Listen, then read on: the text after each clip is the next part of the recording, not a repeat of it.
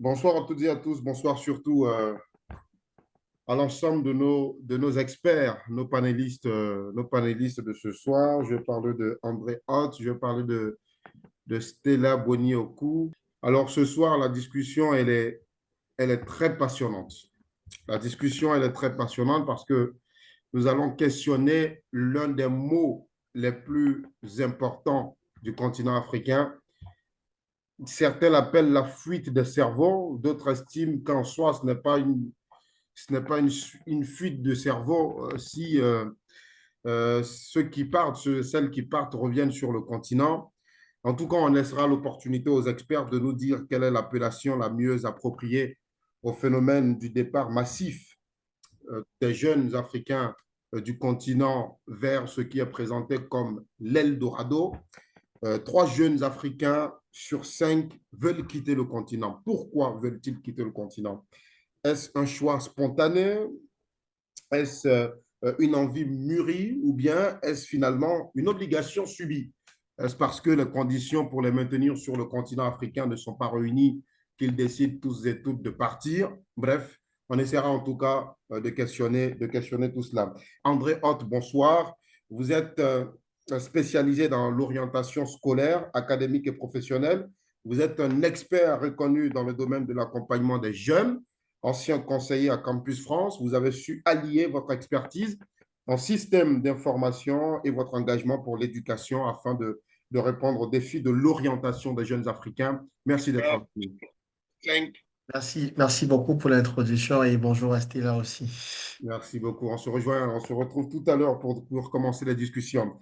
Et puis, D'accord. Stella Boni Oku est aussi avec nous. Elle est diplômée en psychologie. Elle est actuellement assistante projet à l'Organisation internationale pour les migrations en Côte d'Ivoire. Elle œuvre à la mise en œuvre de projets de protection et de réintégration des migrants de retour à travers donc un accompagnement psychosocial, le renforcement de leur résilience, ainsi que des campagnes de sensibilisation sur les dangers de la migration irrégulière, ainsi que les alternatives locales. Bonsoir Stella, merci d'être avec nous. Bonsoir Alassane et merci pour la belle introduction et bonsoir aussi à André. Soyez les bienvenus dans cette discussion. On en a eu beaucoup sur diverses thématiques, mais ce soir, on veut toucher du doigt avec Polaris Mhm. Association une réalité qui est partagée en Côte d'Ivoire, au Mali, à Brazzaville, à Kinshasa, mais qui est aussi partagée même dans les pays du Maghreb. Donc, pour dire que c'est une réalité que les 54 États africains ont tous en partage. La fuite des jeunes Africains, 3 sur 5 ont décidé de quitter le continent. Pourquoi veulent-ils quitter le continent? On va pour commencer interroger les causes profondes de l'immigration. Déjà, je m'adresse d'abord à vous, Stella, qui êtes en poste chez l'OIM ici à Abidjan. Pourquoi tant de jeunes veulent-ils quitter le continent? Veulent-ils quitter leur pays malgré les risques encourus? Pourquoi? Merci beaucoup Alassane pour la question. Il faut dire que répondre à cette question-là, c'est une question très épineuse, hein. Ouais. À vrai dire, de, des retours qu'on a des jeunes qui sont migrants de retour ou même ceux qu'on essaie de voir lors des campagnes de sensibilisation, le retour qu'on a, c'est un sentiment de pression sociale, un sentiment d'exclusion et en même temps une certaine idéalisation de l'étranger. Et pour reprendre les mots des jeunes, c'est un manque aussi d'opportunités économiques qui pousse les jeunes à ce désir-là manifeste de pouvoir prendre le chemin. Désir économique, est-ce à dire que sur le continent, on n'a pas d'opportunités économiques pour les pousser à rester? Selon le retour des jeunes, ils ne voient pas les opportunités, ils ne savent pas où sont-elles. Est-ce à nous maintenant de savoir les pousser ou bien les conduire vers les opportunités qui sont présentes? Il faut dire que aussi au niveau de l'OIM, on essaie, après avoir eu ce retour-là de jeunes qui soient migrants de retour ou potentiels migrants ou appelés à l'émigration, de faire des sortes de cartographie d'opportunités pour pouvoir les présenter aux jeunes quand on part les voir pour des activités de prévention ou de sensibilisation. Voilà. Très bien. Alors, André Holt, vous qui êtes dans le domaine de la formation, éducation, formation, orientation aussi, de plus en plus de jeunes Africains sont tentés d'essayer Campus France, que vous maîtrisez très bien puisque vous y avez travaillé. Je ne sais pas si vous êtes toujours en poste à Campus France, mais de plus en plus de jeunes Africains qu'on voit, pour le cas de la Côte d'Ivoire que je connais, euh, presque tous mes amis aujourd'hui sont en Europe parce qu'après le baccalauréat, ils ont décidé donc d'aller poursuivre leurs études là-bas. Est-ce parce que l'offre de formation sur le continent n'est pas assez développée? Alors, déjà merci, hein, merci Alassane pour la question. Pour le sujet de la formation, je pense que il faut l'aborder avec beaucoup de pincettes.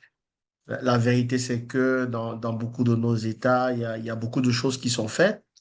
Mais éventuellement, et évidemment, il arrive que pour certains domaines de formation, que localement, l'expertise ne s'y retrouve pas, ce qui amène les jeunes à choisir des environnements, des écosystèmes hors de leur pays d'origine, capables de leur offrir l'opportunité de se former dans ces domaines. Comme autre cause, dans certains États, il peut arriver que l'instabilité politique pousse les jeunes à aller vers des environnements où ils peuvent trouver beaucoup plus de calme et de sérénité. Mais l'engagement majeur, sinon le but, l'objectif principal, c'est la recherche d'une vie meilleure. Quand on regarde le SMIC dans la plupart des pays africains, c'est vraiment très bas, le niveau de vie. Donc, beaucoup partent, un, pour pouvoir trouver une vie meilleure. D'autre part, parce que ils recherchent une formation de qualité. La vérité, c'est que dans beaucoup de nos États, la qualité de l'éducation s'est énormément dégradée. Donc, on se dit que si on a une formation hors de son pays, ça a un label voilà, pour la plupart des pays, principalement d'Afrique francophone. Quand on a un diplôme obtenu en France, par exemple, c'est peut-être plus valorisé par des multinationales qui ont des filiales en Afrique parce que voilà, ça permet d'avoir une peut-être reconnaissance internationale qui ne veut pas toujours dire que on a vraiment une compétence, mais au moins on a une présomption de compétence. Donc, pour beaucoup de talents, on surfe sur ces clés-là pour motiver le choix d'aller hors de son pays pour pouvoir accéder à la formation. Après, bon, comme je dis souvent, on ne peut pas refuser à un parent qui a les moyens d'offrir une éducation de qualité à son enfant, de choisir le cadre qui puisse lui permettre d'offrir cette formation-là. Donc, certains choisiront un système local, encore que quand on parle de mobilité, c'est pas juste hors du continent, mais il y a de belles choses intracontinentales qui se font sur une coopération sud-sud, que ce soit aux côtés du Maroc, ou bien même aujourd'hui dans le domaine de l'éducation, le Sénégal qui est un très grand hub qui attire beaucoup de talents à la fois d'Afrique de l'Ouest comme en Afrique centrale, dans une filière assez pointue comme la médecine. Donc, il y a beaucoup de choses qui sont faites en local, il faut le reconnaître, mais la vérité, c'est que la qualité de l'éducation s'est quand même beaucoup dégradée depuis des années.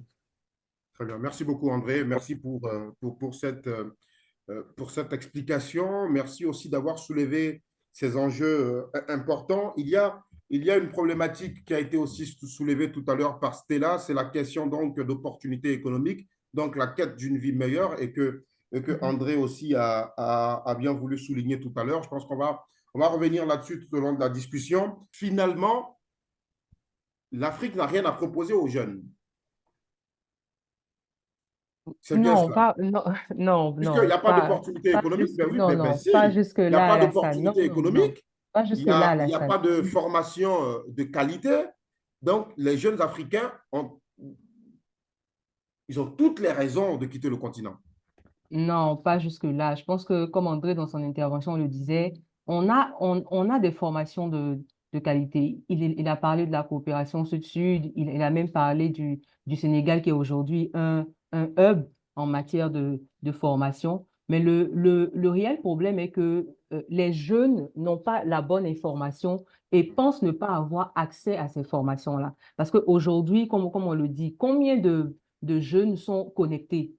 Parce que quand on regarde le ratio de jeunes qui sont connectés et ceux qui ont réellement besoin de ces formations, il y a un grand écart. Donc, il faudrait qu'on puisse capitaliser sur le partage d'informations et une sorte de cartographie qu'on pourrait faire. On peut passer par différentes structures, hein, euh, que ce soit Campus France, que ce soit la structure d'André, que ce soit des organismes internationaux qui peuvent aider les structures étatiques à bien se faire voir et à mieux partager les informations et les formations qu'ils ont à proposer aux jeunes. Aujourd'hui, quand on prend le cas de l'AEJ, désolé, je pense spécifiquement le cas de la Côte d'Ivoire parce que je suis en Côte d'Ivoire. Donc, quand on prend le cas de l'AEJ, qui a des formations à proposer aux jeunes, quand on prend le cas de l'AGFOP, qui a également des formations, mais aujourd'hui, moi, je me rappelle qu'il y a euh, l'année passée, nous sommes allés faire une campagne de sensibilisation dans le nord de la Côte d'Ivoire et on s'est rendu compte que dans les centres de formation professionnelle, il y avait de la formation à disposition, mais il n'y avait aucun jeune qui allait vers ces formations. Là, on a deux cas. Soit parce que les jeunes ne sont pas intéressés par les formations qui sont proposées et qu'il y a une inadéquation entre les formations proposées et les aspirations des jeunes, ou soit parce que les jeunes n'ont pas la bonne information et les informations nécessaires pour candidater pour ces formations-là. Ouais. Donc, Où je est-ce pense qu'ils doivent aller qu'on a de la chercher? ressource. Il y a beaucoup de jeunes qui nous suivent ce soir. Où Oui, est-ce oui. qu'ils doivent aller chercher ces informations, justement? Pour les jeunes qui sont connectés, on dirait de partir tout bonnement sur le site de ces différentes structures-là. Pour ceux qui sont en Côte d'Ivoire, j'ai parlé de l'AGFOP, j'ai parlé de l'AEJ, on a d'autres structures encore qui sont partenaires à l'OIMCO aujourd'hui. On implique dans les campagnes de sensibilisation parce qu'on s'est rendu compte que juste aller dans les localités et parler de migration sûre et régulière et demander aux jeunes qui veulent rester, qui n'ont pas le désir de partir, de rester parce qu'il y a des opportunités, sans pouvoir pour autant leur proposer ces opportunités-là, il y a un certain déphasage. Donc aujourd'hui, on inclut toutes ces structures étatiques-là qui ont l'habilitation pour la formation professionnelle et l'insertion des jeunes à pouvoir présenter les opportunités qu'elles ont. Donc, allez tout simplement sur le site de l'AGFOP de l'AEJ. Et pour ceux qui n'ont pas accès à Internet, on dira d'utiliser le vieux moyen qui est de demander à l'autre s'il y a une information, si une formation. Tout part de la volonté aussi. Je ne dis pas que les jeunes n'ont pas de volonté ou n'ont pas envie de se former ou de se faire former, mais il faudrait aussi qu'on puisse savoir quel type de formation ils recherchent et est-ce que les formations qu'on a en ce moment disponibles sont en adéquation avec la recherche de ces jeunes-là. Très bien. Je pense que c'est bien Merci. compris. André, Mhm. est-ce que les formations que recherche la jeunesse africaine aujourd'hui sont en adéquation avec leurs ambitions? Est-ce que les formations qui sont disponibles, pardon, sur le continent sont en adéquation avec ce à quoi aspire la jeunesse africaine? Je pense que c'est mieux dit ainsi. Alors, je pense que le problème est plus profond, hein, Alassane. Je vais essayer d'élarguer pour essayer de stratifier un peu. Oui, Alors, premièrement, pourquoi on part? On part parce qu'on n'a plus un but ici. J'essaierai de planter ce... On n'a plus un but ici, on ne se sent plus utile. Parce que le postulat, le départ, vraiment, c'est pour chaque jeune de se dire comment je peux mettre mes compétences au service de mon pays. Ce serait la première mission. La volonté d'être au service de son pays, pour moi, doit être au-dessus de sa personne. Donc, déjà, ça pose un problème fondamental. Combien de jeunes savent d'abord ce qu'ils peuvent faire? Combien de, combien de jeunes sont conscients de quel est leur potentiel? Et combien de jeunes sont conscients de la valeur ajoutée qu'ils peuvent apporter. Donc, pour ceux-là qui ne se retrouvent pas dans ces questions, du coup, ils ne se sentent plus utiles. Alors, l'implication directe, c'est qu'ils se disent que on peut s'en sortir ailleurs, on peut avoir cette utilité, on peut ressentir cette utilité ailleurs. Donc, ça pose un problème d'accompagnement. Et bon, moi, je prêche pour ma chapelle, hein, c'est-à-dire je mène des travaux sur l'orientation. Il faudrait qu'on ramène les jeunes à se reconnecter à eux-mêmes pour identifier d'abord quel est leur potentiel, quelle est leur valeur ajoutée qu'est-ce qu'ils peuvent apporter en termes de compétences et maintenant les accompagner à structurer se former pour pouvoir répondre à un besoin de leur environnement, de leur écosystème. Ça, c'est le prochain départ. Mhm. Alors, dans certaines discussions intergénérationnelles, quand j'ai échangé avec des aînés, nos pays avant avaient ce qu'on appelait, communiquaient sur les besoins en cartographie en ressources humaines de l'État. Très bien. J'ai regardé un peu comment nos pays évoluent aujourd'hui. C'était bien clair. On savait que voici les projets structurants sur lesquels on est en train de travailler. Voilà les besoins en ressources humaines qu'on va avoir dans 5 10 ans. Et on communiquait au niveau des centres, des lieux de formation, des universités, pour qu'on puisse avoir cette ressource humaine claire. Aujourd'hui, il y a il y a plus cette transparence sur les besoins stratégiques pour que les lieux de formation puissent former des talents qui vont venir être absorbés dans des bassins d'emploi clairs. Donc, il y a cet écart. Donc, aujourd'hui, ça pose un problème. Donc, là, je suis encore au niveau de l'État, des besoins de l'État en termes de compétences. Alors, maintenant, le secteur privé. Le secteur privé est dans son coin, ils avancent avec leurs besoins, leurs challenges. Les entreprises, les écoles, les lieux de formation, centres de formation sont dans leur coin. Ils se disent qu'ils ont des formations à jour, adaptées, mais vraiment, les jeunes même qu'ils forment sortent de ces lieux de formation en inadéquation avec les besoins de l'entreprise. À aucun moment, il y a un discours clair, franc, qui est mis en place de dire que voilà le genre de compétences dont j'aurais besoin, dont j'ai besoin maintenant. Voilà comment ces compétences vont évoluer. Est-ce que vous pouvez adapter vos formations à nos besoins, puisqu'on a, on est dans une réalité claire. Donc, ces jeunes-là, même quand ils sont formés, parfois sont obsolètes par rapport aux besoins réels des entreprises. Donc, quand on pose ces deux postulats, ça demande réellement de refaire une réforme du système éducatif pour voir clairement comment mettre le jeune, premièrement, au centre des besoins à la fois de son pays, mais aussi des entreprises tissu économique qui a besoin des compétences pour être utile. Donc, comment leur vision, leur projet professionnel sont en adéquation avec les missions des entreprises qui sont environnantes, premièrement, et deuxièmement, donner la possibilité, créer ce dialogue entre les lieux de formation, le secteur public et le secteur privé pour communiquer clairement sur les besoins de l'État en compétences pour permettre aux lieux de formation de pouvoir préparer ces talents à être absorbés. Ça, c'est une première piste de solution pouvant résoudre le problème. Mais encore, bon, ça, c'est une autre de mes casquettes peut-être qui parle. On a le droit aussi de vendre ses compétences sur l'écosystème dans lequel on se sent le plus à l'aise. On a parlé de la formation. Bon, si j'estime que par rapport au type de talent que je veux être sur 3 ans, dans les 3 les 5 prochaines années, l'écosystème de mon pays actuel ne me permet pas d'avoir ce revenu ou bien ce type de salaire ou bien cet épanouissement, j'ai le droit d'aller vendre mon expertise là où on a besoin, là où je peux être valorisé le plus.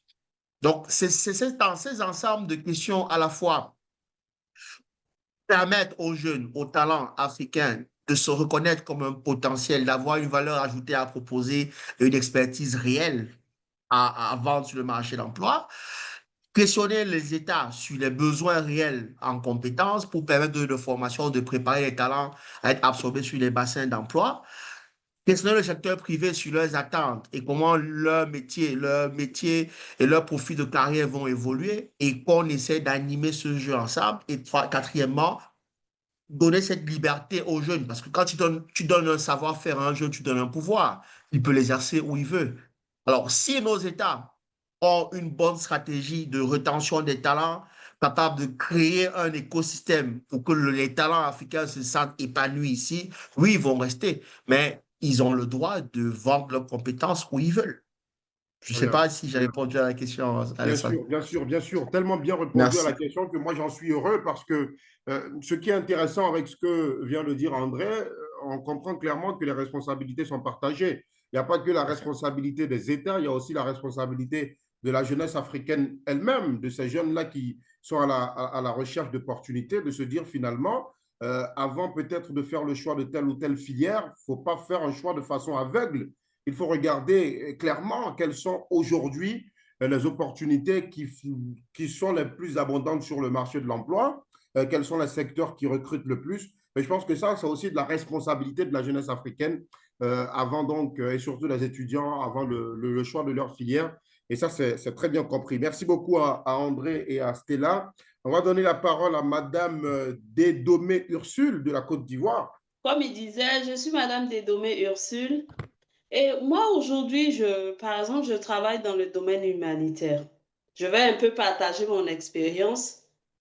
Il est vrai qu'il y a Madame Stella Boni Oku qui disait tout à l'heure que euh, les jeunes parfois n'ont pas suffisamment d'informations sur les offres de formation ou d'emploi et autres. Et c'est tout ça parfois qui les emmène à vouloir partir. Mais aujourd'hui, ce sur quoi moi je souhaiterais mettre l'accent, c'est le fait que il y a eu des fois où on est allé vers l'information.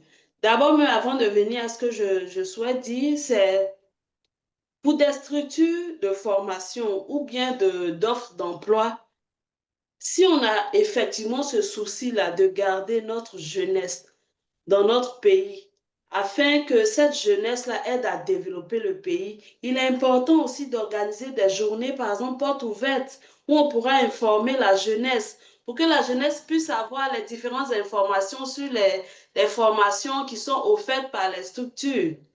Donc, je peux dire que les structures peuvent aller vers la jeunesse.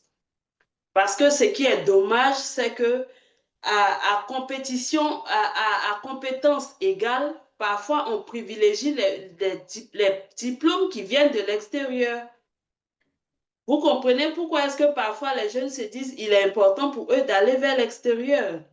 Quand je prends mon cas, pour en venir à mon cas, un moment, je cherche. Jusqu'à aujourd'hui, je cherche, je continue de chercher des formations. Aller, par exemple, dans certaines structures. Je suis allée au ministère des Affaires étrangères, ici en Côte d'Ivoire. Je suis même allée à la présidence. On m'a demandé de rédiger un courrier parce que j'avais besoin d'une prise en charge pour une formation en communication que j'avais voulu faire. Mais je n'ai pas eu de retour. Quand je suis allée, par exemple, au ministère des Affaires étrangères, là-bas pour avoir une bourse pour aller apprendre l'anglais au Ghana, qui était juste à côté. On m'a dit déjà le fait que je sois mariée, je ne remplissais pas les conditions. Pour moi, ça a été une frustration parce que je me dis, attends, ma situation matrimoniale ne doit pas être un frein à mon désir d'apprentissage. En même temps que j'ai un désir, si je suis limitée financièrement, je sais que pour avoir accès aux bourses d'études, c'est en allant, par exemple, au ministère des Affaires étrangères. Mais là-bas, tout de suite, j'étais déjà disqualifiée. Et aujourd'hui, il y a des formations. Vu que je suis dans le domaine humanitaire, je souhaite approfondir mes connaissances, je souhaite acquérir davantage de compétences. Et là, parfois, je continue de chercher des prises en charge pour aller faire des formations, parfois en santé publique ou bien dans bien d'autres domaines, mais qui restent toujours dans le domaine humanitaire. Mais jusque-là, je continue de chercher. Et j'arrive pas parce que les formations les montants qu'on nous donne parfois vont jusqu'à 2 millions et demi, 6 millions et autres, c'est pas évident. Pour un jeune déjà qui se cherche, si on doit lui demander d'aller payer 6 millions ou 2 millions pour une formation, ça sera compliqué.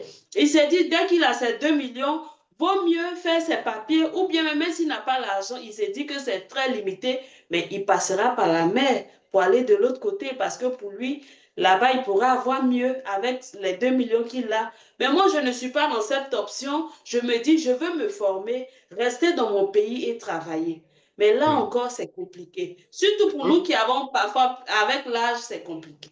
Donc voilà Ursule, mes différentes préoccupations. merci beaucoup, Ursule. Ne partez pas, restez avec nous. Tout à l'heure, vous avez dit quelque chose d'assez intéressant, c'est que les opportunités ou sinon les agences qui ont la responsabilité de donner de l'emploi ou des opportunités à la jeunesse africaine devraient aller vers ces jeunes-là. Mais comment est-ce qu'elles vont vers ces jeunes? Je veux comprendre, si vous pouvez éclairer un peu cette partie. D'accord, je sais que ça peut être soit par le moyen de l'affichage de l'information au niveau même des différentes structures. Ça peut être aussi des spots publicitaires. Ça peut être en fait par ces moyens ou bien même se déplacer, aller soit dans les universités.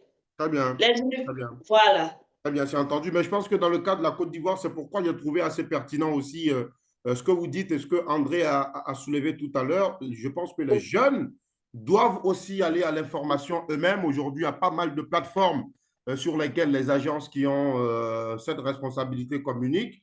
Moi, je vois souvent sur la page du ministère de la Jeunesse de Côte d'Ivoire, de l'Agence Emploi Jeunes, beaucoup d'opportunités professionnelles. La liste est tellement longue qu'on arrive à peine à nous arrêter. Ce sont des opportunités de stage, des opportunités de CDD ou CDI, mais très souvent, il y a très peu de likes que sur une vidéo, pardonnez-moi, d'une quelconque ou d'un quelconque influenceur ou influenceuse. Donc, c'est une question de priorité aussi. En tout cas, merci beaucoup pour cette pertinente intervention, Ursule. Et on restait dans la discussion, restez dans la discussion, on aura l'opportunité certainement de vous retrouver. Alors, D'accord. Merci beaucoup. Moussa, aujourd'hui, est-ce qu'on peut quantifier le nombre de jeunes Africains qui sont hors du continent? Qui sont hors du continent, non, pas nécessairement, mais je peux quand même vous partager les chiffres des migrants qu'on a, qui sont Oui, revenus en oui. Côte d'Ivoire. Donc, depuis que l'OIM a commencé à assurer les retours, on est à plus de 16 000 migrants revenus en Côte d'Ivoire, avec pratiquement, on va dire, 70% d'hommes. Et lors des différents échanges qu'on a avec eux pour l'identification, pour la majorité, c'est la tranche d'âge. Nous sommes entre pratiquement à 26 ans, 26, 27 ans.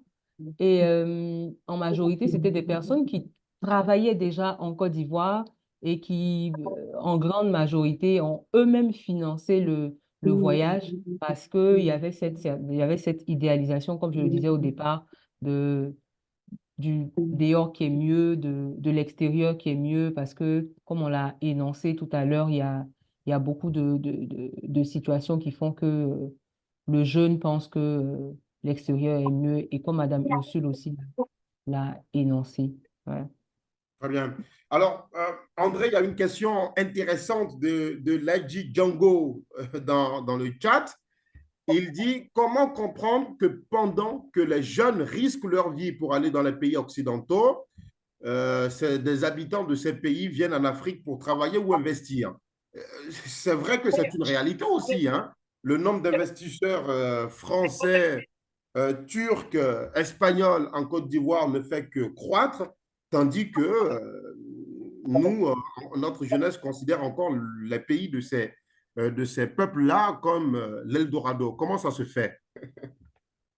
Bon, la réalité, c'est que, c'est comme j'ai dit au départ, hein, si on n'a pas conscience du potentiel qui est le nôtre, c'est dommage. Moi, je suis Mhm. convaincu que euh, l'Eldorado, c'est ici, c'est en Afrique. Mais ce dont je prône, ce que je prône, c'est de dire que on peut ne pas être outillé maintenant pour répondre à avoir quelque chose, je veux dire, à être sur la table de ceux qui peuvent penser cet Eldorado-là, peut y contribuer. Et c'est légitime de se former. Ouais. Moi, je suis pas pour, je pars pour partir. Je pars pour faire mes armes, pour développer mes compétences, apprendre un métier, approfondir une expertise et revenir. Mais vraiment, mon discours est de dire que tous les fils et filles d'Afrique, on a besoin d'eux sur la carte pour pouvoir faire des choses. Moi, je suis beaucoup de documentaires, je vois ce que les talents africains font ailleurs, je vois comment les autres utilisent les talents africains pour développer leur pays. Ben, je suis un peu écœuré, j'ai très mal. Donc oui, on a une très grande richesse. Ah ben, c'est à nous de prendre conscience de la richesse qui est la nôtre. Ceux qui sont prêts à jouer leur partition maintenant, il faut être sur le terrain pour pouvoir jouer cette partition. Maintenant, parce que le combat du capital humain, on doit le gagner. Donc, sur des sujets où on n'est pas encore légitime aujourd'hui pour avoir l'expertise et la compétence, il faut aller la chercher au maximum. Mais voilà, le challenge se joue ici, l'enjeu se joue ici. Les autres, ils l'ont compris. Bien, c'est pour cela qu'ils sont là pour pouvoir se positionner. Donc, si on ne se positionne pas, c'est clair qu'on va perdre énormément de parts de marché. Et c'est un combat qu'il ne faut pas qu'on perde parce qu'on est chez nous et personne ne viendra construire notre continent à notre place, hein. Très bien. Merci beaucoup, André. Alors, est-ce que Stella a un élément à ajouter sur ça? On parle Oui, de oui. fuite de cerveau pour certains de nos jeunes vers l'Occident, présenté comme l'Eldorado. Et en même temps, les investisseurs étrangers affluent sur notre continent et récupèrent toutes les opportunités économiques.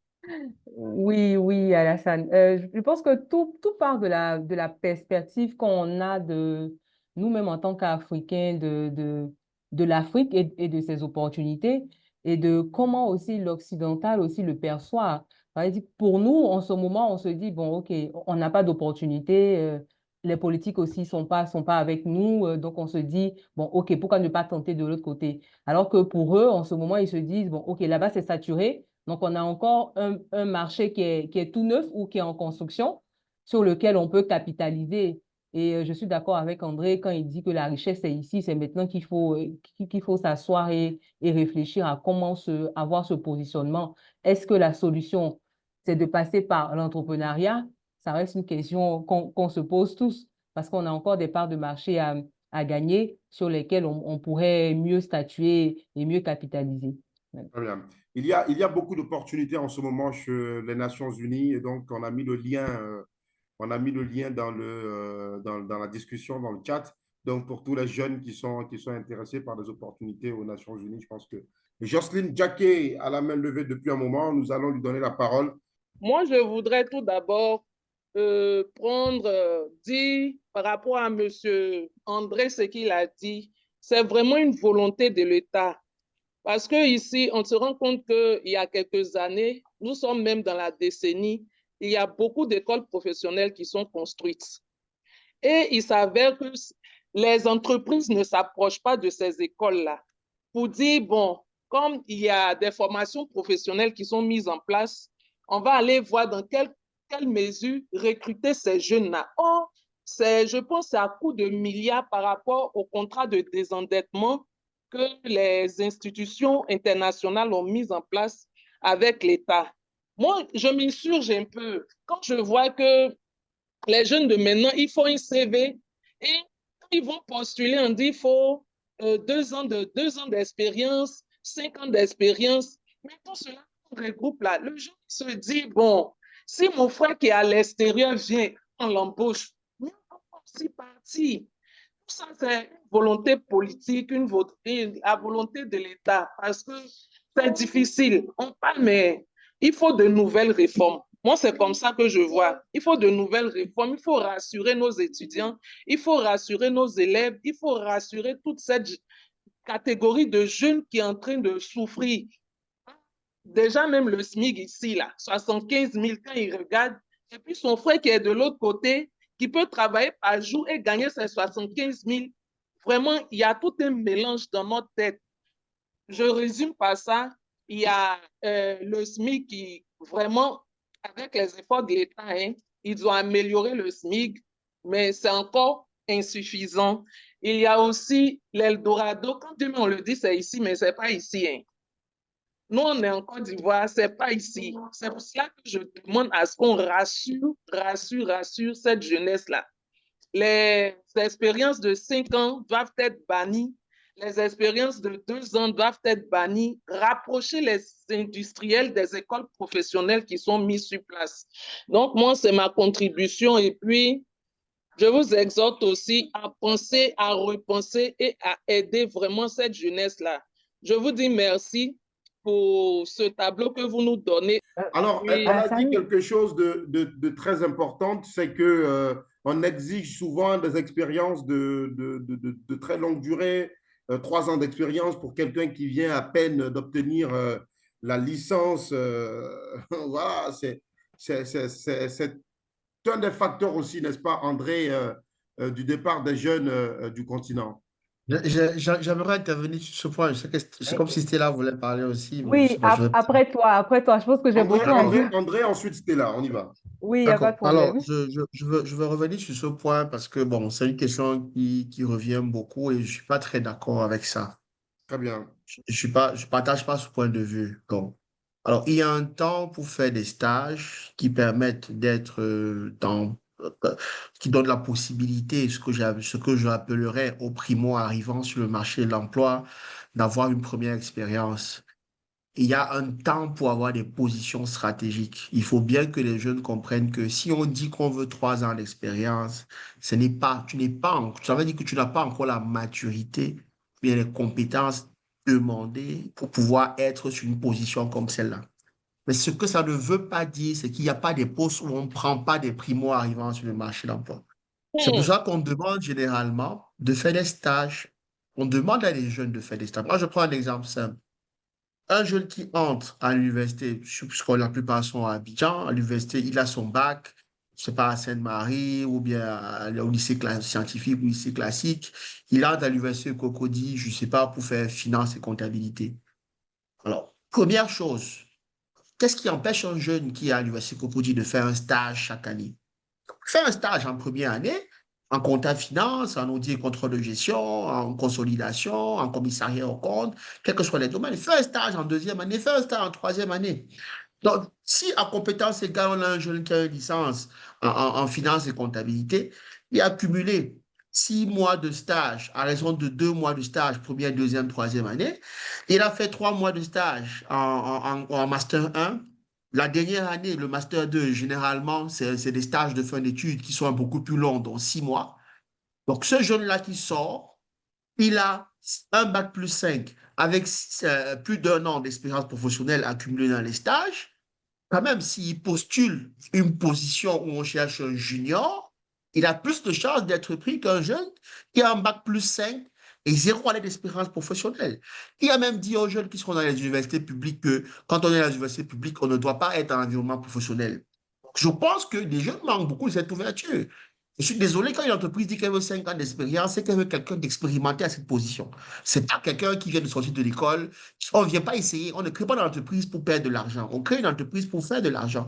On crée une entreprise pour résoudre un problème. Il y a des positions où on veut des personnes stratégiques qui ont de l'expérience, qui ont fait des choses ailleurs. Et c'est pour cela qu'on le paye à ce prix-là pour pouvoir délivrer un résultat. Mais il y a des entreprises qui ont des systèmes. Ça peut passer par des stages, ça peut passer par ce qu'on appelle des graduate programmes. Il y a beaucoup d'organisations qui organisent des graduate programmes. C'est des programmes où on prend des jeunes sortant d'école qui font un graduate, c'est-à-dire un programme où ils vont tourner dans l'entreprise pour découvrir réellement le métier auquel ils sont faits. Puis, ils entrent dans la vie active. Donc, ce débat revient d'expérience professionnelle. Moi, je ne suis pas d'accord. C'est de dire que les jeunes doivent comprendre qu'il y a un temps pour faire des stages, commencer une imprégnation professionnelle pendant qu'ils sont dans les universités. Quand ils sortent, il y a des positions de juniors, il y a des positions de seniors, il y a des positions d'experts. Je ne peux pas sortir d'école, je vois une offre d'emploi où on veut quelqu'un qui est senior et je commence à me plaindre qu'on ne veut que les gens qui ont 5 ans d'expérience. Ces mêmes entreprises, parfois, demandent des stagiaires, ils prennent en stage académique, puis en stage professionnel, puis on les confirme en CDD ou CDI. Donc, mais juste qu'ils ne voient jamais l'information quand on veut le stagiaire, ils voient seulement l'information quand on veut 3 ans d'expérience. Je crois quand même qu'on doit être à mesure d'avoir une certaine honnêteté intellectuelle et reconnaître là où je peux, et c'est pour cela qu'on est là, c'est de dire où est-ce qu'on trouve la bonne information par rapport à sa catégorie aujourd'hui. Je suis stagiaire, Exactement. comment j'identifie dans mon écosystème des opportunités de stagiaire? Alors, et aussi, je disais dernièrement, je partageais dernièrement sur LinkedIn, par exemple, une offre d'emploi de Afrexim Bank qui prend des stagiaires. OK. Combien de jeunes à Abidjan ou bien à Yamoussoukro peuvent espérer aller faire un stage en Égypte? Parce que ça aussi, on parle d'ouverture d'esprit. Est-ce que c'est seulement écrit que je dois faire le stage à Abidjan? Je ne peux pas aller faire un stage à Cotonou. Accra, il y a 45 minutes. Je ne peux pas aller faire un stage. Je peux faire le stage partout. Donc, la question fondamentale est, quel écosystème peut me permettre, par rapport à ma position de primo-arrivant sur le marché de l'emploi, d'avoir une première expérience? J'identifie ces environnements et ces écosystèmes. Où est-ce qu'ils publient les informations? Est-ce que je consulte les onglets carrière, les onglets emploi des entreprises pour voir à quel moment est-ce qu'ils recrutent? L'information, elle est là. Et aujourd'hui, vraiment, on n'a pas d'excuses. On a un téléphone, on a Internet, on a le monde à nos pieds. Il faut aller le chercher. Donc, j'ai peut-être pris un peu de temps par rapport à la question de la dame, mais je voulais rectifier cela. Il y a des positions de stagiaires pour primo-arrivants sur le marché de l'emploi. Maintenant, si vous ne savez pas où les chercher, posez les questions. Là, on est en train de partager les sites. Sur Relief Web, par exemple, il y a tout un onglet stage, expérience de 0 à 2 ans. Tout est stratifié. Je ne veux pas arriver dans Relief Web, je ne vais pas chercher les expériences de plus de 10 ans d'expérience. Et je commence à me plaindre que oh, on ne partage jamais les offres de stagiaires. C'est pas vrai du tout. C'est pas vrai. Très bien. Merci beaucoup, André. Merci beaucoup. Merci On a, beaucoup. on a senti que ça tenait à cœur à André Oui, oui, mais de revenir sur ça et de rectifier parce qu'effectivement, souvent de fois, on a tendance d'adresser de mauvaise manière, en tout cas, cette question-là. Et voilà, de trouver un bouc émissaire à cette difficulté-là. Voilà que c'est dit par un expert et je pense que c'est mieux compris ainsi. Alors, Stella, vous vouliez intervenir sur ça. Et puis, juste après, on a une autre question pour vous, Stella, sur justement la question de l'immigration. mais ce Très que je voudrais bien. rajouter, c'est que en ce moment, on a la chance d'être à l'ère du digital, à l'ère de l'IA. Donc, on a l'information à bout de doigt, si on peut le dire ainsi, à portée de main.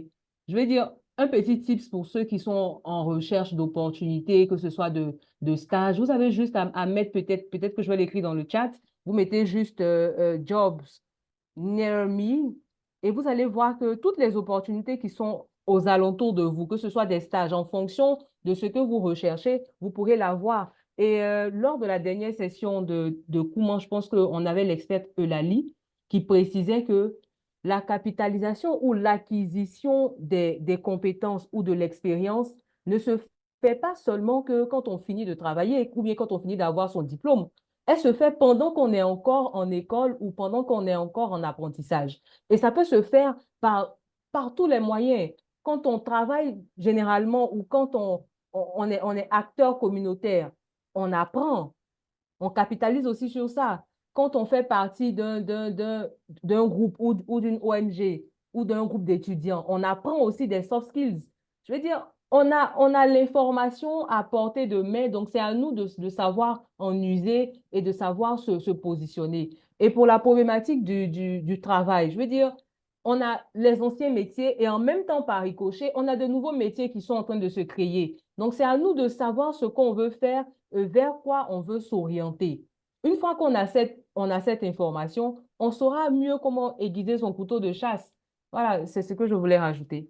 Très bien. J'ai Merci vu qu'il y a beaucoup. des Merci. questions aussi dans le chat. Oui, bien sûr. OK. Merci beaucoup, Stella. Merci pour cette précision que vous avez apportée à la suite donc, de l'intervention de Jocelyne tout à l'heure.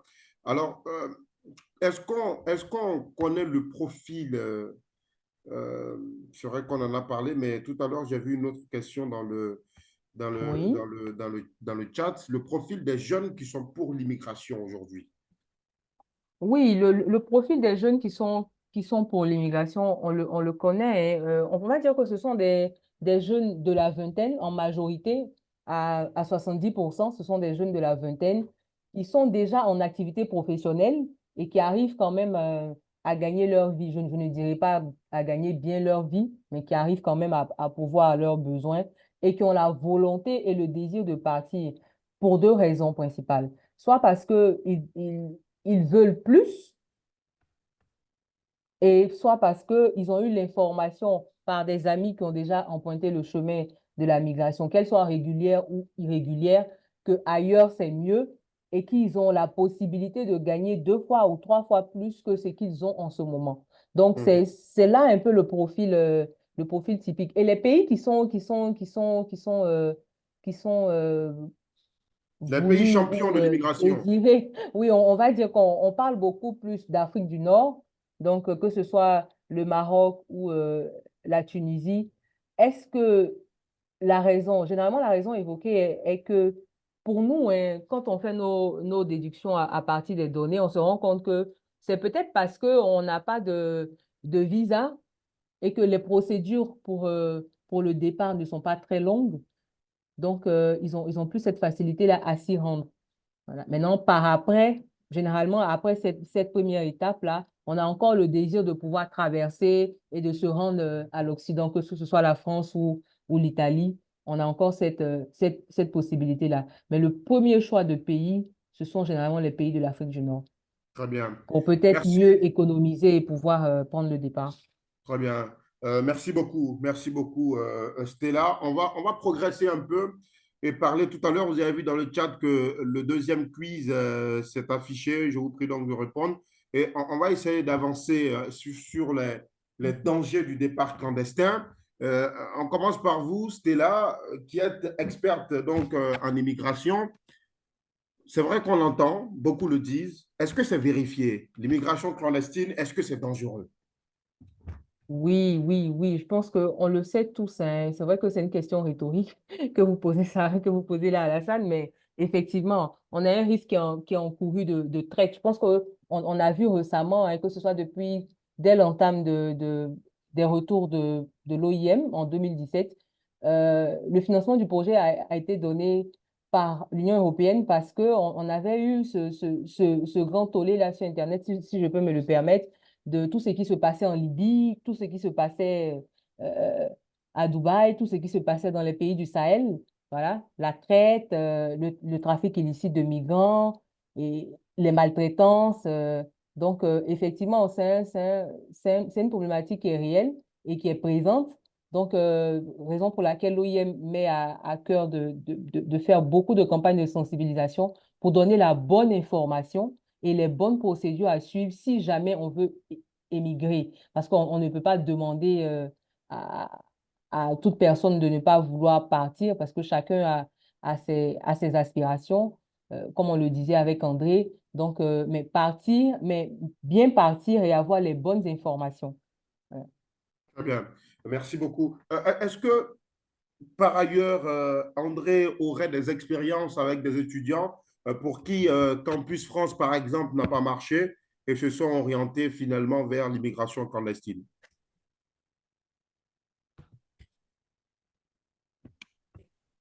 De mon côté, non, hein. Généralement, quand ça marche pas, on se dit que je suis plus souvent tenté à m'amuser à dire qu'il y a les généraux Campus France. Il va essayer la première année, la deuxième, la troisième année, en se Oui, disant que peut-être la quatrième année sera la bonne. Mais bon, je pense que beaucoup commencent à rester ouverts. Donc, quand peut-être la France ne marche pas, ils essaient le Canada.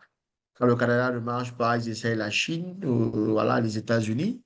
Après, comme je disais tout à l'heure, le Sud-Sud aussi commence à avoir des opportunités de formation très adaptées. Donc, il y a le Sénégal, comme je disais, le Maroc, l'Afrique du Sud aujourd'hui, le Nigeria, le Rwanda, qui commencent à être des destinations africaines, pour ne parler que des lieux, de Ghana aussi, lieux de formation pour pouvoir, voilà, qui sont des alternatives à, à un projet initial, voilà, pour l'Occident ou l'Europe qui pourrait ne pas marcher. Mais vraiment, les chiffres de l'immigration à tout prix, je n'ai pas, je peux pas les donner parce que je ne traite pas vraiment de ces sujets dans mes travaux. Mais bon, je très pense que bien. Stella est la plus adéquate, je vais dire, en termes d'expertise Très pour avoir bien. des données de cela. Mais bon, je vais quand même commencer à m'y intéresser. Peut-être que une prochaine fois, je pourrais apporter un plus là-dessus.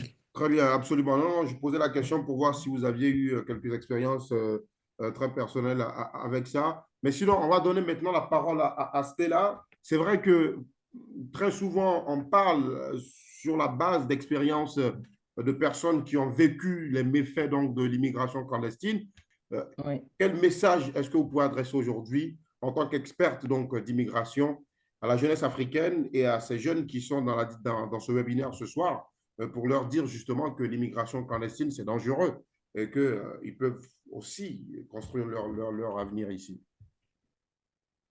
Ok, merci bien. Mais déjà, avant ça, j'aimerais quand même partager une, euh, une histoire je veux Oui, dire, les profils des migrants sont divers et variés. On est tous ou on peut vouloir tous ou désirer tous partir, peut-être pas dans les mêmes conditions ou peut-être pas pour les mêmes raisons, Mais généralement, l'une des histoires qui m'a le plus touchée, parce que généralement, quand les migrants reviennent et qu'on les accueille euh, dans les centres qu'on a à disposition ou qui sont partenaires, on voit beaucoup de désillusions. Parce que pour la plupart, et surtout pour les femmes, tout part, qui sont généralement des commerçants, qui sont généralement dans le travail manuel, ce sont des personnes qui ont été dupées par des proches qui eux aussi, à leur tour, ont été dupés, qui aujourd'hui s'érigent en,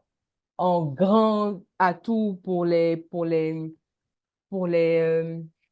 pour les personnes qui recherchent des personnes avec qui travailler. Quand on prend l'Afrique du Nord, par exemple, on sait que en majorité, je pense que vous n'êtes pas sans censé savoir que, en majorité, les femmes qui immigrent en Afrique du Nord, ils vont pour le travail manuel, sans pour autant le savoir. On leur demande de dépenser de l'argent. Elles payent elles-mêmes le billet d'avion. Elles s'y rendent et par après, elles sont brutalisées. Elles sont enfermées dans les maisons. Elles travaillent là pendant 1 à 2 ans sans même voir le soleil ou le jour ou même sortir de la maison. Et quand elles reviennent, on sent qu'elles sont en lambeaux, elles sont brisées, elles n'ont plus de recours. Pour celles encore qui reviennent en bonne santé, pour le moins de mal, mais pour la majorité, ce sont des personnes qui sont fatiguées et qui sont terrassées.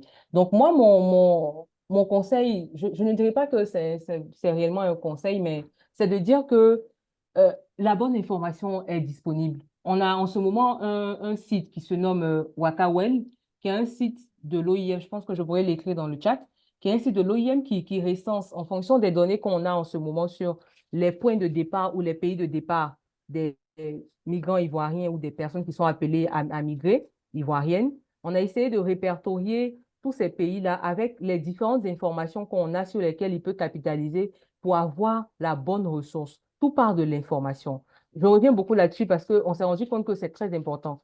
Vouloir partir, oui, mais vouloir partir avec la bonne information. Et cette bonne information-là, on peut la retrouver, que ce soit par l'IA, que ce soit sur les sites officiels de l'Organisation internationale pour les migrations ou d'autres sites. Je pourrais le rajouter dans le chat pour donner l'information aux jeunes. On peut partir, mais il faut se rassurer que ce pourquoi on part, on sait déjà pourquoi on part.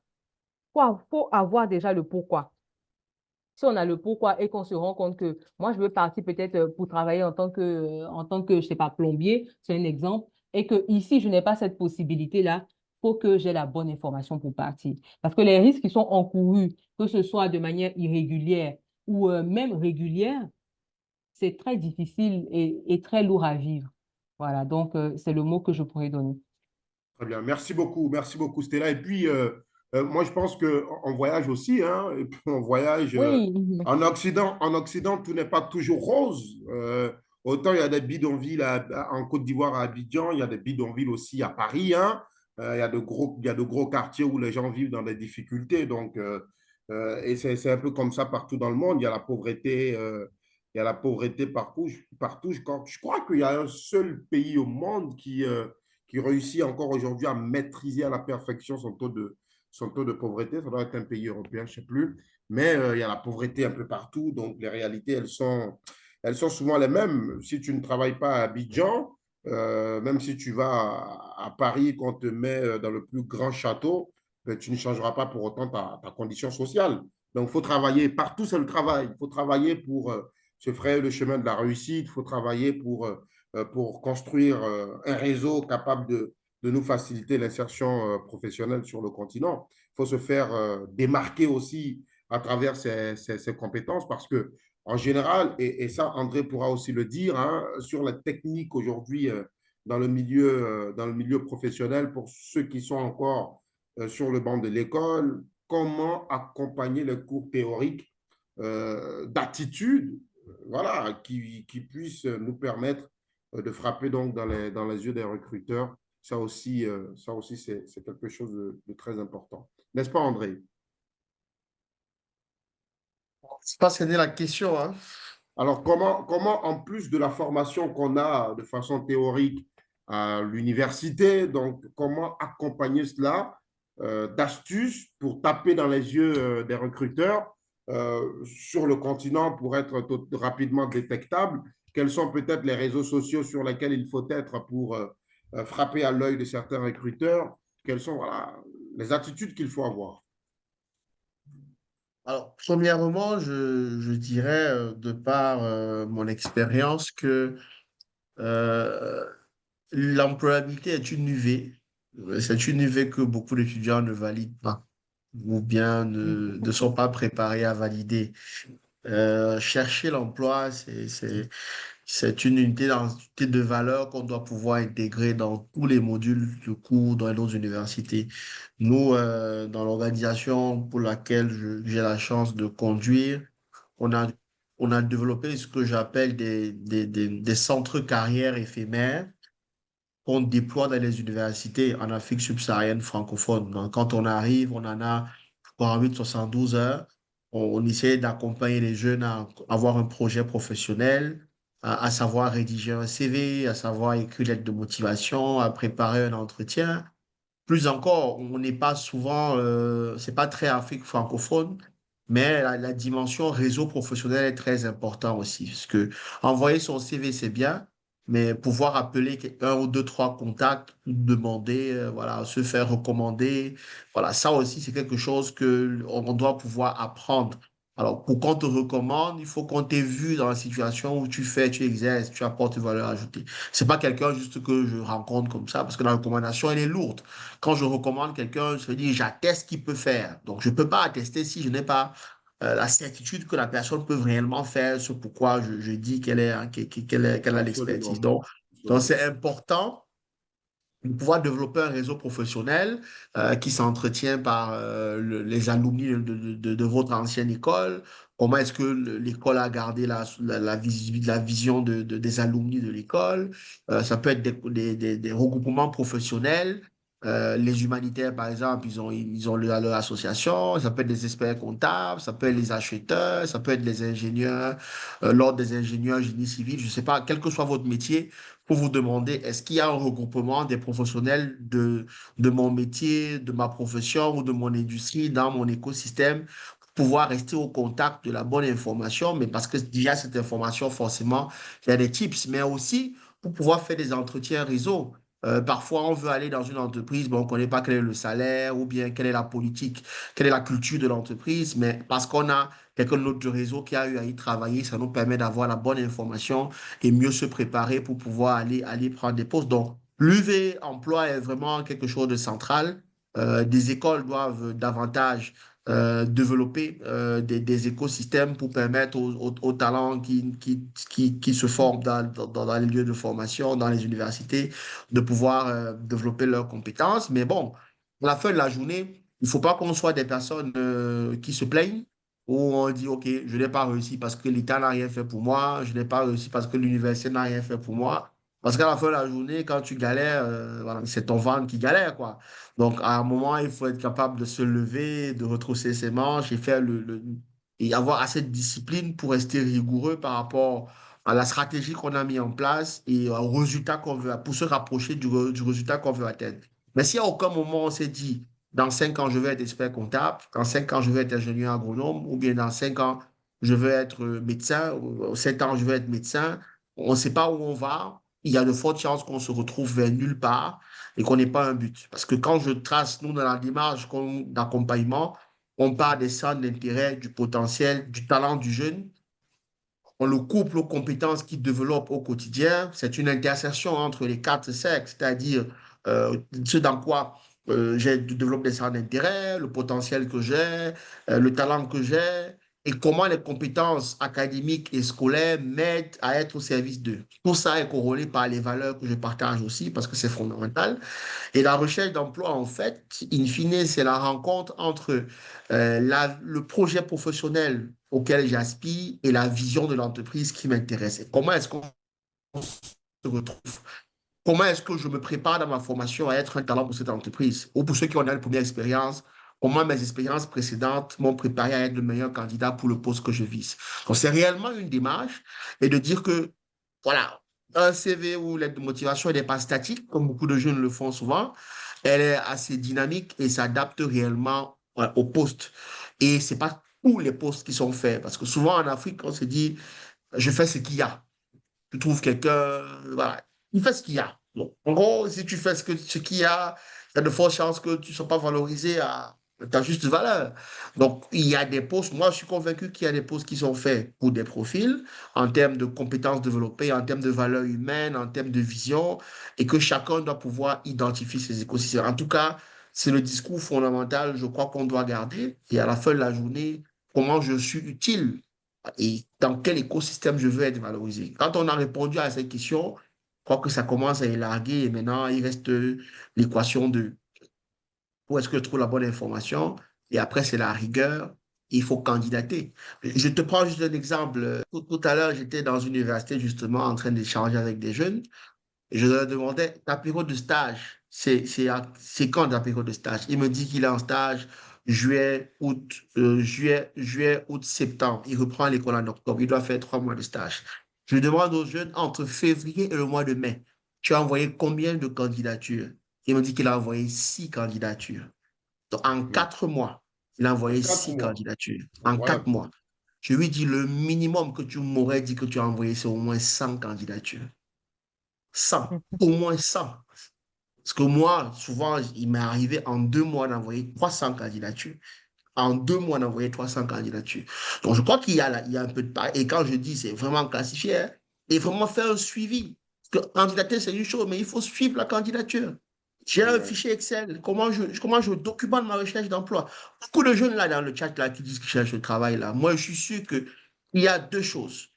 Il y a trois choses. Un, ils n'ont pas réel projet professionnel. Donc, c'est des gens qui acceptent, qui n'ont pas un métier. Ils prennent ce qu'il y a.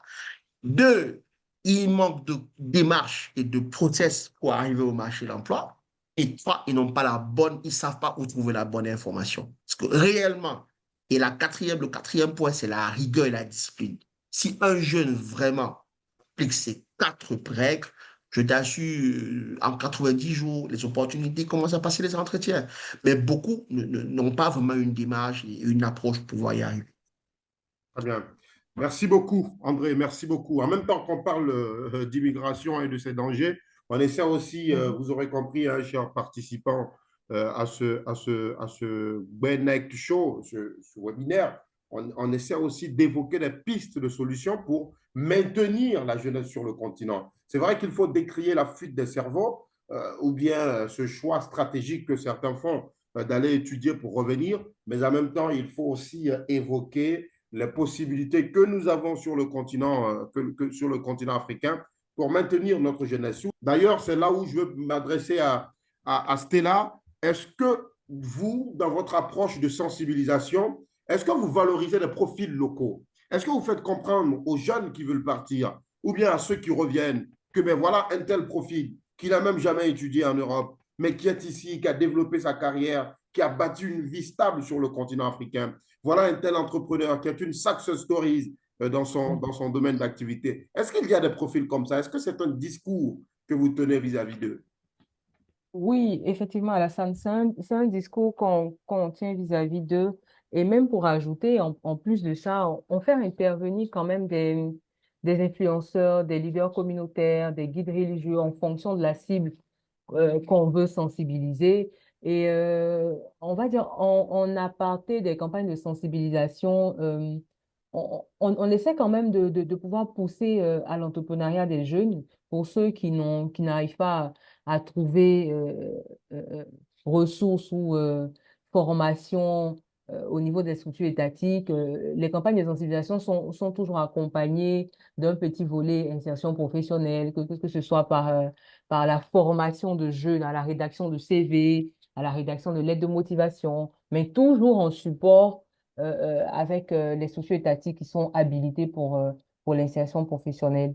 Je crois que l'année dernière, sur un de nos projets de sensibilisation, on a eu à appuyer autour d'une dizaine de jeunes qui ont eu à déposer des candidatures pour financement et le financement a été octroyé sans remboursement après avoir statué en panel et le panel comprenait que ce soit l'OIM, que ce soit les sociaux comme l'AEJ, comme l'AGFOP, comme l'ANADER, voilà, qui sont aujourd'hui des spécialistes en la matière de l'insertion. Donc, on essaie tant bien que mal de se rapprocher et d'aller tout au fond des communautés et surtout dans les grandes zones cibles ou des zones qu'on va dire en griffe des berceaux de, de la migration, à savoir en ce moment en Côte d'Ivoire, on pourra parler de Daloa, on pourra parler de Mans, on pourra parler de Bouaké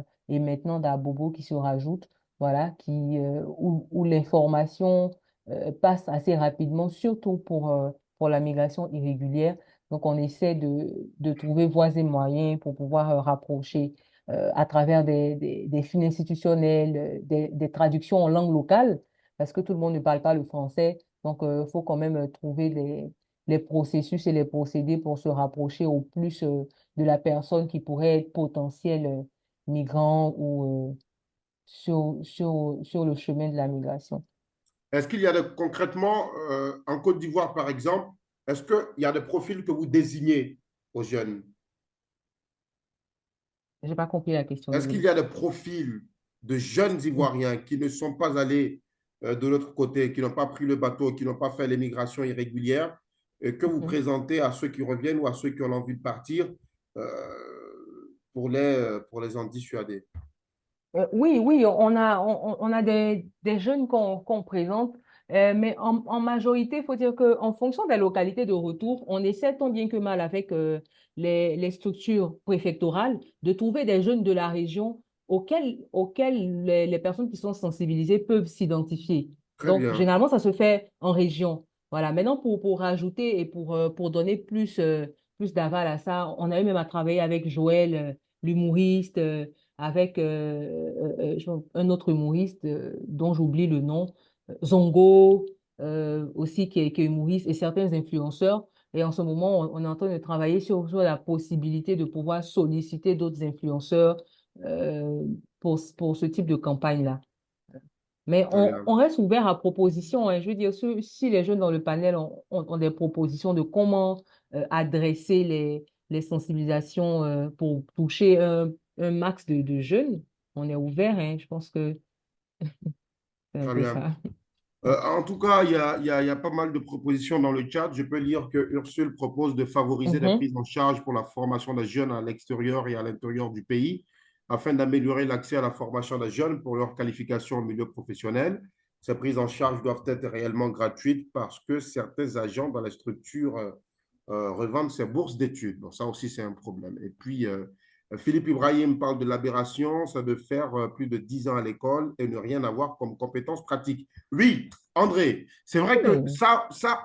André est passé assez rapidement sur la question. Comment c'est possible qu'aujourd'hui, en 2025, des étudiants passent autant d'années à se former, à étudier et n'arrivent même pas à développer une compétence pratique? Moi, je n'arrive pas à comprendre parce que je prends mon exemple avant de te donner la parole. Je prends mon exemple. Moi, quand j'étais en première année de journalisme à l'ISTC Polytechnique d'Abidjan, j'officiais déjà dans une radio confessionnelle. C'est vrai, ce n'était pas la radio de rêve dans laquelle j'aurais aimé commencer, mais j'avais un cadre de pratique. Je me souviens d'ailleurs que mes camarades se moquaient bien de moi. Quand je disais que j'étais déjà journaliste dans une telle radio, ils se moquaient de moi. C'était des railleries par-ci et par-là. Mais aujourd'hui, toute modestie, bien évidemment, entretenue, euh, très peu parmi eux peuvent se targuer d'avoir les mêmes compétences que moi, qu'il s'agisse de la télévision ou de la radio, parce que je n'ai pas attendu de finir mon diplôme avant d'aller à la recherche d'une opportunité professionnelle. Mais aujourd'hui, on ne constate pas ça, en tout cas, chez beaucoup. Comment c'est possible? Comment cela s'explique? Et comment surtout on peut y remédier? Ben, c'est une très bonne question, Alassane. Je crois que tu as planté le décor, hein. Moi, quand j'entre dans une université pour des conférences, que le jeune soit en première année université, qu'il soit en cinquième année, je lui demande toujours quel est ton métier. Et souvent, il me trouve un peu comme si sortais d'une autre planète. Ah, mais comment je suis en première année, tu me demandes quel est mon... Je dis, tu lui poses encore la question, quel est ton métier? Effectivement, ça part d'un constat de base. Quand je me lève, je vais tous les matins, c'est pour atteindre un but.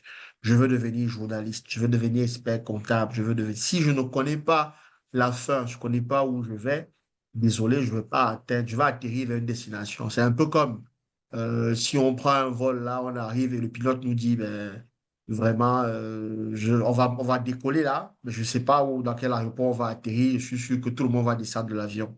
Mais si quand le pilote vous entrez, vous dit, voilà, on va décoller de Fouette-Boigny, on va arriver à l'aéroport de Brazzaville à 2 heures, il y a une précision, mais terrible, quoi.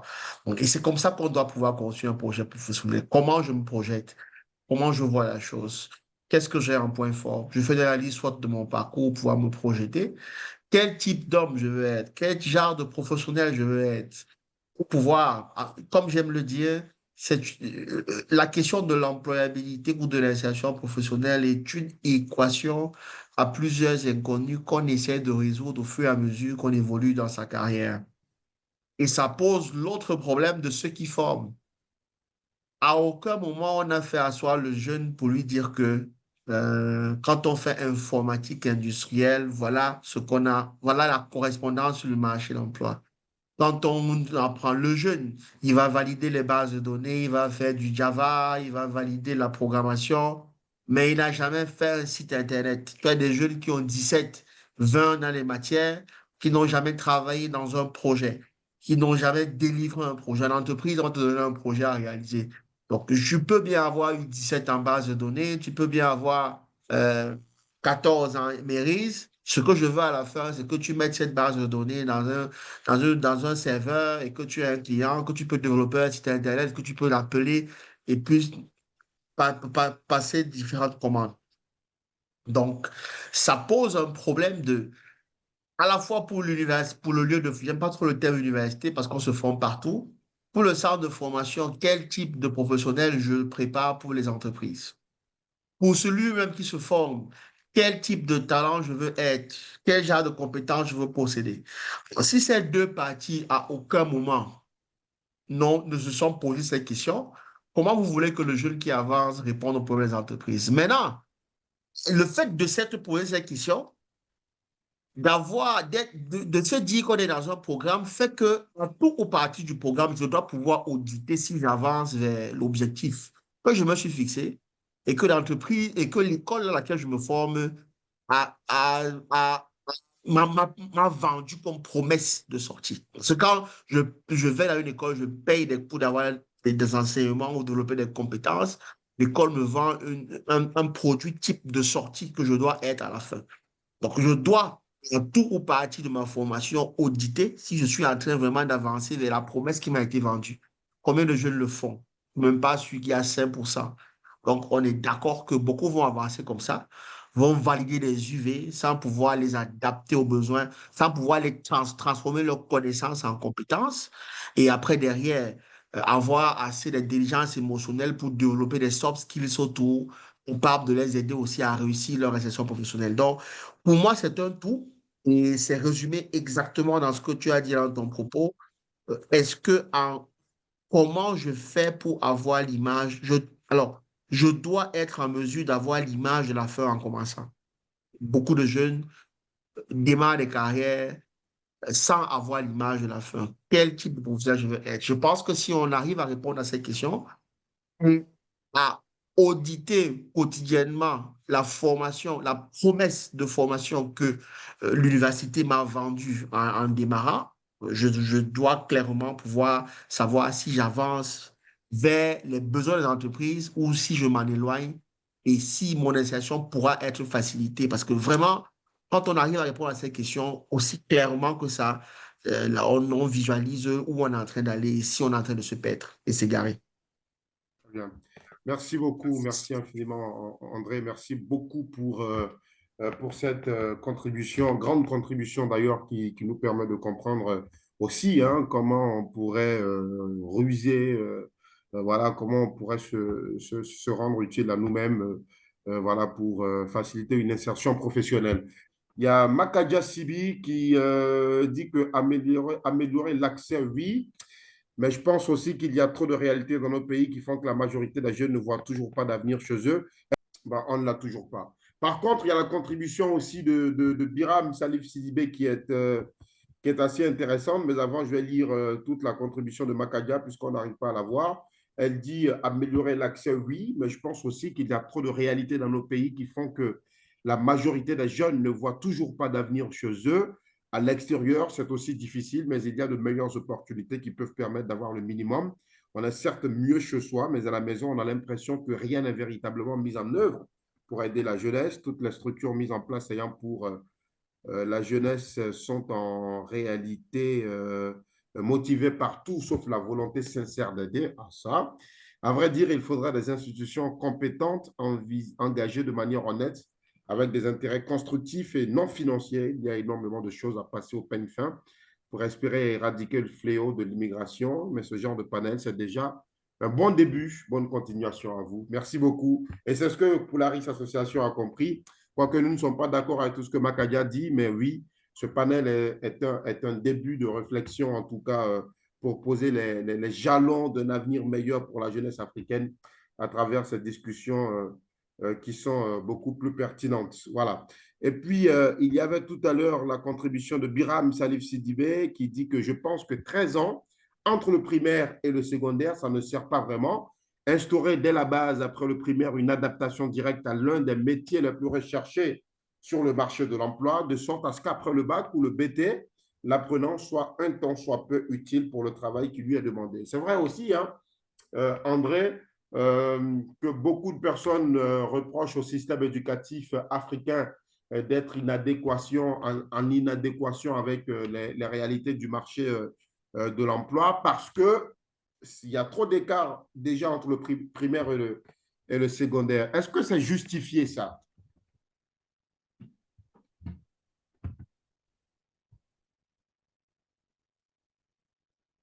André, votre micro est fermé. Je suivais le live là désolé, je suivais le Ah, live là, je voulais couper le son globalement. Tu peux juste reprendre la question, s'il te plaît? est-ce que c'est justifié le fait que 13 ans, comme le dit Biram Salif Sidibé, entre le primaire et le secondaire ne servent à rien au final? Est-ce que c'est on peut considérer ça comme une cause du départ des jeunes sur le continent ou bien de l'inadéquation formation-emploi? Bon, c'est une proposition, hein. C'est toute une question de politique publique, hein. C'est une proposition. Vouloir amener les jeunes très tôt à apprendre un métier, c'est une stratégie qui pourrait marcher. Tout dépend de notre capacité à détecter très tôt le talent de ces jeunes-là qu'on aimerait accompagner.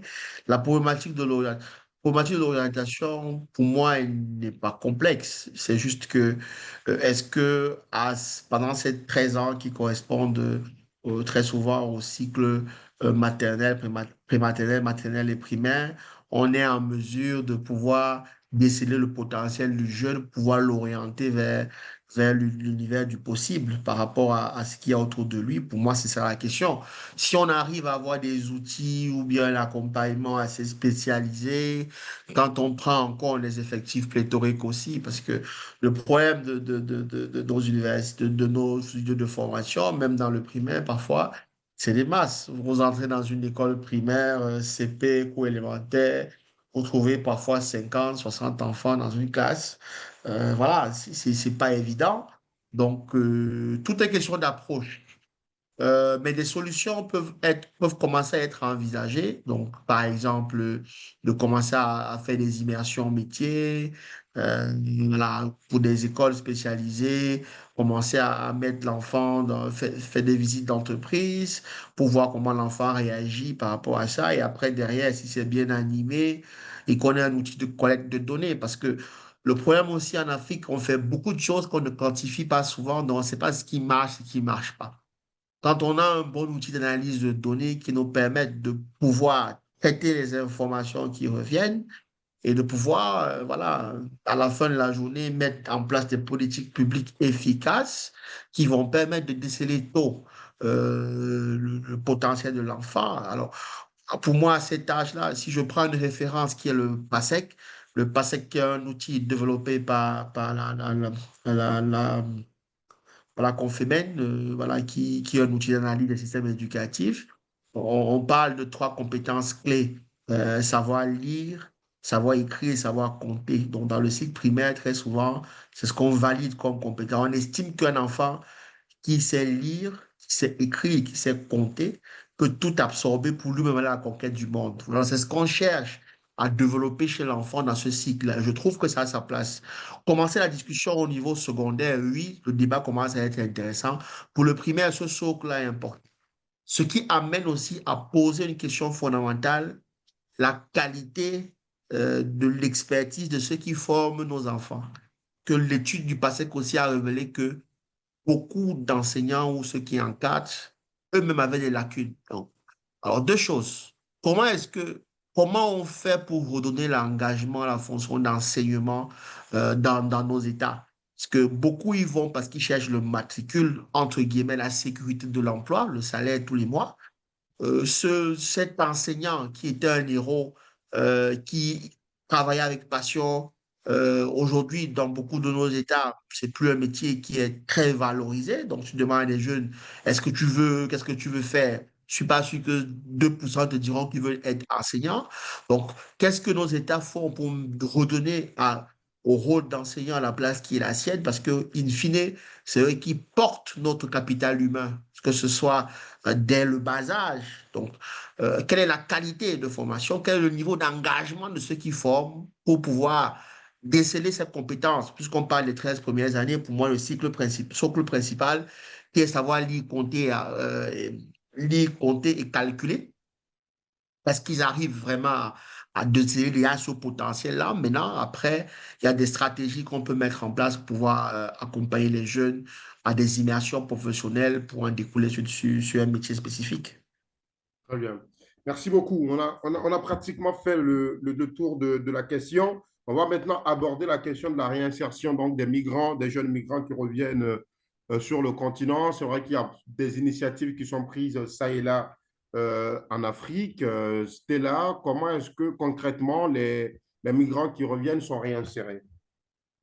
Merci beaucoup, Alassane, pour la question.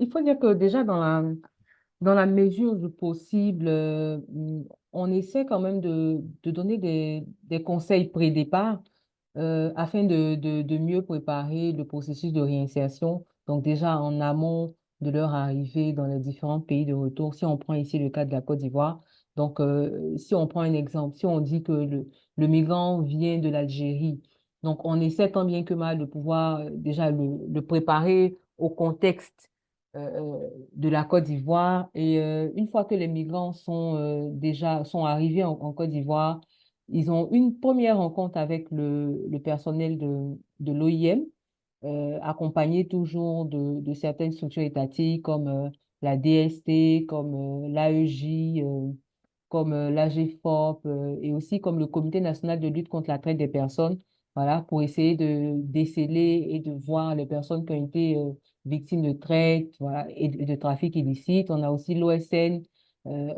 qui est présent aussi pour ceux qui veulent faire le service civique, la CENAM aussi, on a aussi le Programme national de santé mentale, parce qu'on sait que c'est un point très essentiel dans la migration et pour la bonne approche de la réintégration au niveau des différents pays. Donc, toutes ces structures-là vont essayer de faire un profilage, vont permettre, vont évaluer l'aspect médical des migrants et aussi faire des consultations individuelles. Et par après, on a des sessions de sensibilisation qui sont générales, qui permettent en même temps, qui portent sur la santé mentale, qui portent sur le soutien psychosocial. Et par après, pour ceux qui manifestent le besoin, on a des psychologues et une unité d'urgence qui est à disposition, qui est prête à les écouter selon le besoin qui est manifesté. Donc, après ce pas-là, on dira on essaie d'évaluer si on a des femmes enceintes, si on a des femmes qui sont allaitantes, on a déjà des kits qui sont déjà prêts pour essayer de les soutenir.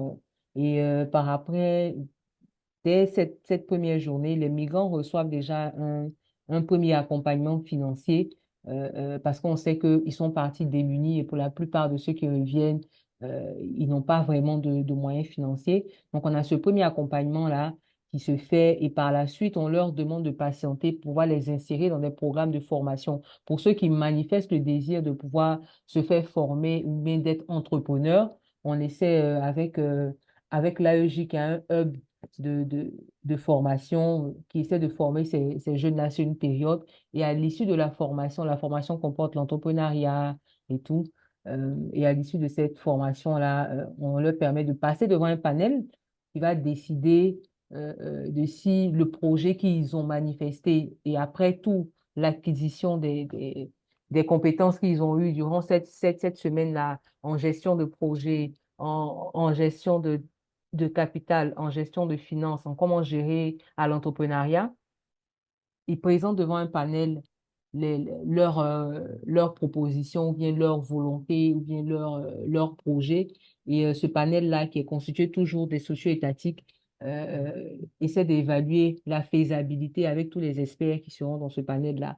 Et si on statue que ce projet-là est viable, on finance. L'OIM appuie financièrement et aussi techniquement avec toujours l'appui de ces socio-étatiques-là à l'insertion et si on se rend compte que, vu que tout le monde n'est pas appelé à être entrepreneur, on essaie de trouver ou bien de tisser des coopérations avec des structures pour l'emploi direct et salarié.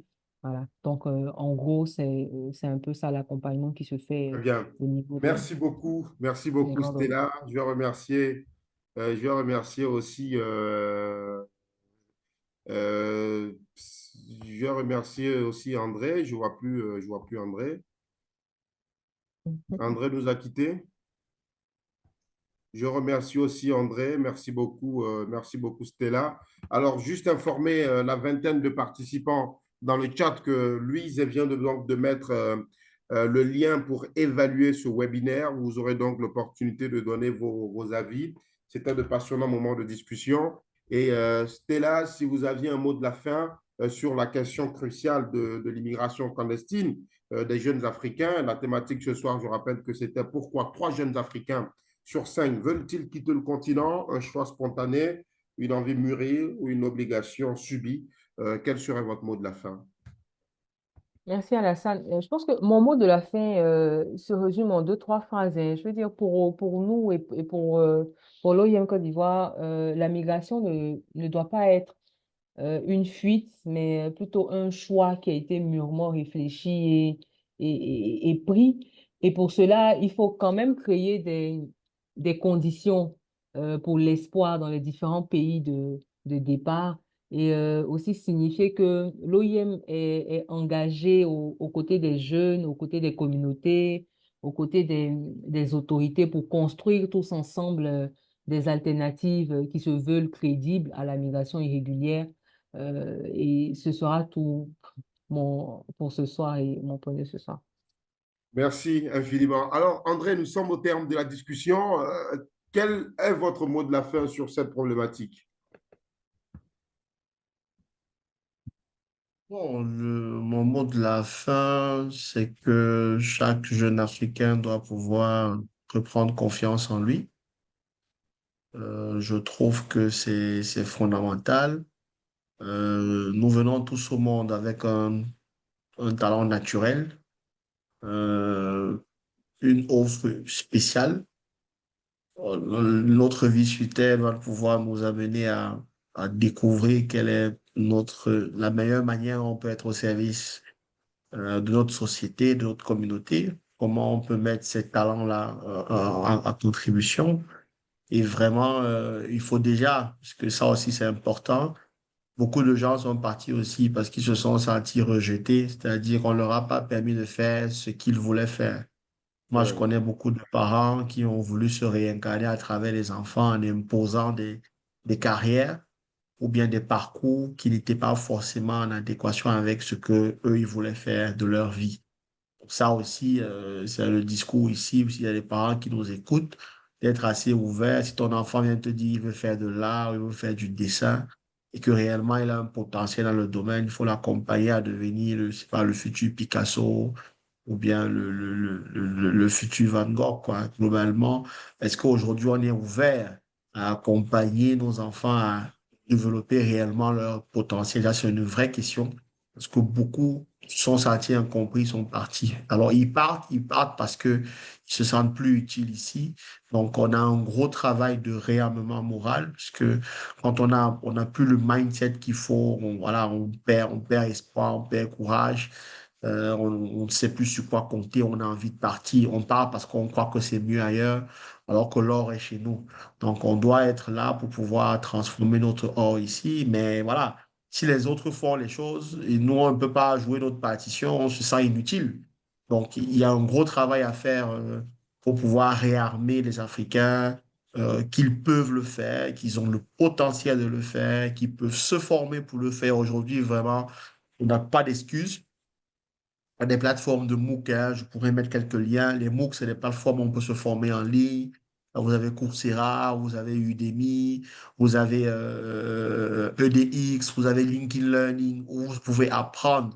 Vous avez des cours des meilleures universités dans le monde, étanchez vous aussi, hein. Donc, en termes de formation, il n'y a pas d'excuse. Je peux ne pas avoir les moyens d'aller à l'étranger, mais je peux avoir un cours sur Coursera gratuit, payer ma certification. Il y a beaucoup de palliatifs. Le plus important, c'est où je vais et comment je me prépare à y arriver. Et maintenant, une fois que j'ai une compétence, c'est important de valider l'UV emploi pour pouvoir parler aux entreprises, mieux comprendre quels sont leurs besoins et adapter mon profil à leur challenge. Et vraiment, vous êtes des médecins pour les entreprises, les organisations, mais il faut venir avec une valeur ajoutée pour combler. Ça peut être des États, ça peut être les organisations internationales, ça peut être les entreprises privées. Il faut que vous jouez votre partition. Donc, il faut avoir confiance en soi pour pouvoir être capable d'avoir le mindset qu'il faut et être, je veux dire quoi, pas un citoyen de plus, mais il faut que votre voix compte, il faut que vous soyez un citoyen avec un plus qui chaque jour œuvre pour être au service de son pays, de son continent. Et c'est ce citoyen-là, je pense, on aimerait tout savoir. Et voilà, si on peut avoir de beaux exemples dans quelques années qui vont rayonner sur le continent, ce sera une très belle réussite et une fierté. Merci infiniment, André Hott. Merci aussi à notre très chère Stella Boni-Oku. Je rappelle que André Hott, vous êtes spécialisé dans l'orientation scolaire, académique et professionnelle. Vous êtes expert reconnu dans le domaine de l'accompagnement des jeunes, ancien conseiller à Campus France. Vous avez allié votre expertise en système d'information et votre engagement pour l'éducation afin de répondre aux défis de l'orientation des jeunes Africains. Merci d'avoir été avec nous ce soir. Merci d'avoir Merci touché beaucoup. du doigt cette terrible réalité qu'est l'immigration clandestine des jeunes Africains vers l'Occident. Merci aussi à Stella Bonioku, diplômée en psychologie. Elle est actuellement assistante projet à l'Organisation internationale pour les migrations, OIM, ONU Migration en Côte d'Ivoire.